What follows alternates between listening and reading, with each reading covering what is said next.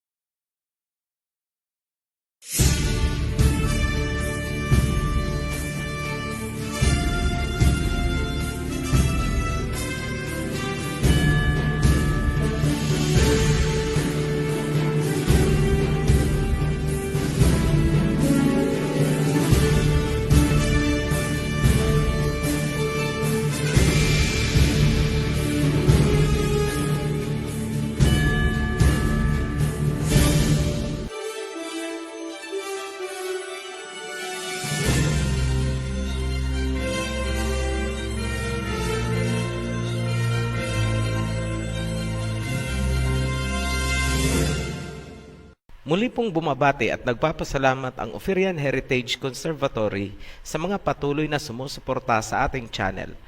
Sa mga new subscribers, welcome home to your heritage. Isang paalala para sa mga bagong tagapanood, panoorin nyo muna ang ating orientation video para alam nyo ang tamang sunod-sunod ng mga series. Kadalasan, ang katanungan at pagkalito ay nagmumula sa patalon-talon na panunood. Matatagpuan nyo ang link ng orientation video sa description sa ibaba lang po nitong video. Sa ating pagpapatuloy, babalangkasin natin ngayon ang doktrinang born again para palutangin ang katotohanan ng Biblia. Ang katotohanan ng aming ilalahad ay tinabunan ng doktrina mula sa mga Gentiles at tinangkilik naman ng mga sekta dito sa Pilipinas. Let us see how false doctrine will stand the truth. Nasusulat sa Biblia na huwag tayong mangangalunya sa ibang doktrina. Sinabihan ang mga Hebrews na napunta sa Roma na mag-ingat sa mga false doctrines. Matatagpuan sa Romans chapter 16, verse 17 hanggang 18. Now I urge you, brethren, keep your eye on those who cause dissensions and hindrances contrary to the teaching which you learned, and turn away from them. For such men are slaves, not of our Messiah Yahawashai, but of their own appetites and their smooth and flattering speech. They deceive the hearts of the unsuspecting. Hinihikayat ko kayo, mga kapatiran, bantayan nyo ang mga sumasalungat at humahadlang sa katuruan. Lumayo kayo sa kanila. Ang mga taong yan ay hindi lingkod ng ating Messiah Yahawashai, kundi ng sarili nilang pagnanasa, at sa pamamagitan ng kanilang matatamis na pananalita, marami ang nalinlang. Hindi papayag ang OHC na magpatuloy ang ganyang mga gawain. Iisa-isahin naming ibunyag ang mga false doctrines. Isa na dito ang born-again doctrine. Tunghayan natin ang John chapter 3. Now there was a man of the Pharisees named Nicodemus, a ruler of the Jews. This man came to Yahawashai by night and said to him, Rabbi, we know that you are a teacher come from Elohim, for no one can do these signs that you do unless Elohim is with him. Ganito ang sinasabi. May isang Pariseyo na namumuno sa mga Hudyo. Lumapit siya sa Mesaya at nagsabi, alam namin na ikaw ay rabbi o tagapagturo mula sa Elohim dahil walang makakagawa ng iyong mga ipinamalas kung hindi galing sa Elohim. Verse 3, Yahawashai answered him, Truly, truly, I say to you, unless one is born again, he cannot see the kingdom of heaven. Sumagot ang Mesaya, katotohanan sinasabi ko sa iyo, walang makakakita o makakapasok sa kaharian, maliban na lang kung siya ay isisilang ulit. Nicodemus said to him, How can a man be born when he is old? Can he enter a second time into his mother's womb and be born? Sumagot si Nicodemus, paano muling isisilang ang isang matanda na? Hindi na siya makakapasok sa bahay bata ng kanyang ina para muling isilang. Verse 5, Yahawashai answered, Truly, truly, I say to you, unless one is born of water and the Spirit, he cannot enter the kingdom of heaven. Verse 6, that which is born of the flesh is flesh, and that which is born of the Spirit is spirit. Muling sumagot ang Misaya, katotohanan sinasabi ko, maliban na lamang kung isilang sa tubig at espiritu, hindi makakapasok sa kaharian. Dahil ang isinilang sa laman ay laman, at ang isinilang sa espiritu ay espiritu. Verse 7, do not marvel that I said to you, you must be born again. Huwag kang mamangha sa sinabi ko, kailangan mong muling isilang. Verse 8, the wind blows where it wishes, and you hear its sound, but you do not know where it comes from or where it goes. So it is with everyone who is born of the Spirit. Ang hangin ay umiihip kung saan ito gusto. Naririnig mo pero hindi mo alam kung saan ito galing at saan ito pumunta. Ganon din ang sino mang isinilang na mag-uli sa Espiritu. Himayin na natin. Ito ang moment of truth. Bakit kailangang isilang ulit? Para makapasok sa kingdom of heaven. Yan ang sinasabi ng verse 3. Unless one is born again, he cannot see the kingdom of heaven. Ngayon, pansining mabuti. Ginamit ng Misaya bilang analogy o halimbawa ang pagsilang. Kung susundan natin ang analogy na ginamit ng Mesaya, ano ang event bago magkaroon ng isisilang?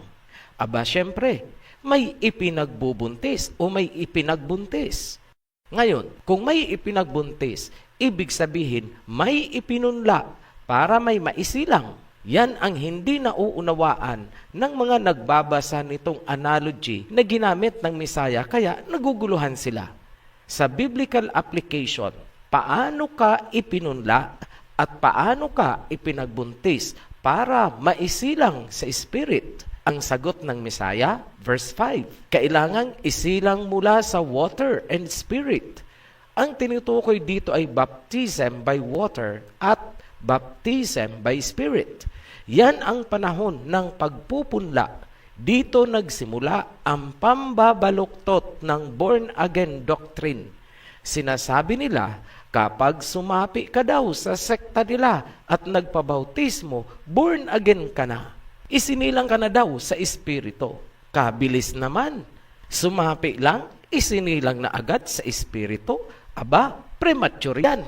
Kung napanood nyo ang The Seal of the Father series, ipinaliwanag namin doon na gaya ng sinabi ni John the Baptist, ang kanyang bautismo ay sa tubig lamang. Ngunit may darating na magbabautismo sa Spirit. Yun ang Misaya. Nasusulat, kung nasaan ang 2 o 3 na nag-ipon sa pangalan niya, siya'y naroroon. Ibig sabihin, sa oras ng bautismo, naroroon ang Mesaya. Ano ang gagawin niya ayon kay John the Baptist? Siya ang magsasagawa ng bautismo sa Spirit. Pagpupunla pa lang yan, hindi ka pa isisilang. Ngayon, ano ang katibayan na hindi ka pa nga isinilang sa Spirit pagkatapos ng baptism? Simple lang, kasi may physical flesh ka pa. Flesh and blood, may laman. Basahin ang verse 6.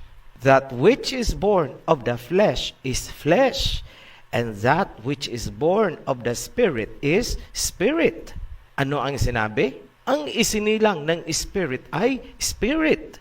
Ngayon, pagkatapos ng baptism, ikaw ba ay naging spirit being na? Hindi. Wala ka na bang flesh? May laman ka pa rin. Flesh and blood ka pa rin.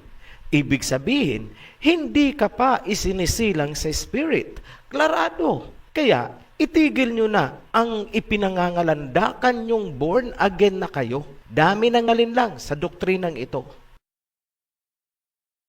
Ituloy natin ang pagbabalangkas. Bakit kailangan nating maging spirit body kung nais nating makapasok sa kingdom of heaven? Sinagot yan ng mas malinaw sa 1 Corinthians chapter 15, verse 50. I tell you this, brothers, flesh and blood cannot inherit the kingdom of heaven, nor does the perishable inherit the imperishable.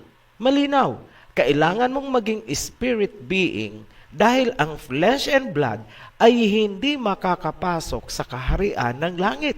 At para hindi tayo malito, inilarawan ng Misaya kung ano ka after mong maging born again sa Spirit. Verse 8, the wind blows where it wishes, and you hear its sound, but you do not know where it comes from or where it goes. So it is with everyone who is born of the Spirit. Malinaw ang salita ng Misaya. Parang hangin ang mga naging born again sa Spirit. Maririnig mo, dumarating, pero hindi mo alam kung saan galing at saan pupunta. Ibig sabihin, ang isang born again in spirit ay invisible. Spirit, walang flesh, walang blood. Yan ang pinaka-hallmark o pinaka-palatandaan ng pagiging born again. No flesh, no blood. Dahil ang flesh and blood ay hindi makakapasok sa kaharian. Napakasimple lang, di ba? Ngayon, paano mangyayari ang pagiging born again o yung pagpapalit ng katawan mula sa pagiging flesh papunta sa pagiging spirit body? Makinig kayong lahat. Ito ang katotohanan na malamang hindi itinuturo sa inyo. 1 Corinthians chapter 15 verse 36. You foolish person, what you sow does not come to life unless it dies. Sa verse 44, it is sown a natural body, it is raised a spiritual body. Tagalogin natin. Bible po itong nagsasalita ha, hindi po tayo. Mangmang na tao, ang ipinunla ay hindi mabubuhay, maliban na lang kung ito ay mamamatay muna. Verse 44, ipinunla ito, physical na katawan, ito ay mabubuhay sa spiritual na katawan. Maliwanag ang pagsilang sa atin sa spirit upang magkaroon ng spirit na katawan ay mangyayari kapag tayo ay muling binuhay mula sa pagiging patay. Mamamatay muna ang physical na katawan para ito ay maisilang sa espiritong pangangatawan. Resurrection po ang tinutukoy. Yan ang born again na sinasabi ng Misaya. Ibalik natin ang tanong. Bakit kailangan nating magkaroon ng spirit body? Dahil walang laman at dugo ang makakapasok sa kingdom. 1 Corinthians chapter 15 verse 50. Ganyan din ang sinabi ng Messiah sa John chapter 3 verse 3. Unless one is born again, he cannot see the kingdom of heaven. Ngayon, kailan ba ito mangyayari na pagiging born again o itong resurrection? 1 Corinthians chapter 15, verse 51 hanggang 52. Behold, I tell you a mystery. We shall not all sleep, but we shall all be changed. Verse 52, in a moment, in the twinkling of an eye, at the last trumpet, for the trumpet will sound, and the dead will be raised imperishable, and we shall be changed. Tagalogin natin, hindi lahat ay mamamatay. Ngunit, sa isang kisap mata, sa pagtunog ng huling trompeta, sabay sa resurrection o pagkakabuhay ng mga patay, ang mga buhay ay mapapalitan din ng spirit body. Sa muli, bakit kailangang maging spirit body? Para makapasok sa kingdom kung saan walang makakapasok na flesh and blood. Yan ang born again. Ngayon, mga tagapagturo ng huwad na born again doctrine, makinig kayo. Dahil maraming Hebrew Shemites ang nalinlang dyan sa doktrinang gawa ng mga hintil sa kanluran, magtutuos tayo. Bakit nyo sinasabi sa mga tao na kapag sumapi sila sa inyo, sila ay born again na? Hindi nyo ba alam na ang gumawa ng doktrinang yan ay mga Japhetite Gentiles? Bakit hindi nyo sinuri bago nyo itinuro sa mga Hebrew Shemites, lalo pat mga Ophirians? Bakit hindi nyo kaya subukan ang simpleng workshop para patunayan ang doktrina na kapag sumapi sa inyo ay born in spirit na? Magpitikan kayo ng mga ilong at tenga nyo para malaman nyo na kayo ay flesh and blood pa sa makatuwid.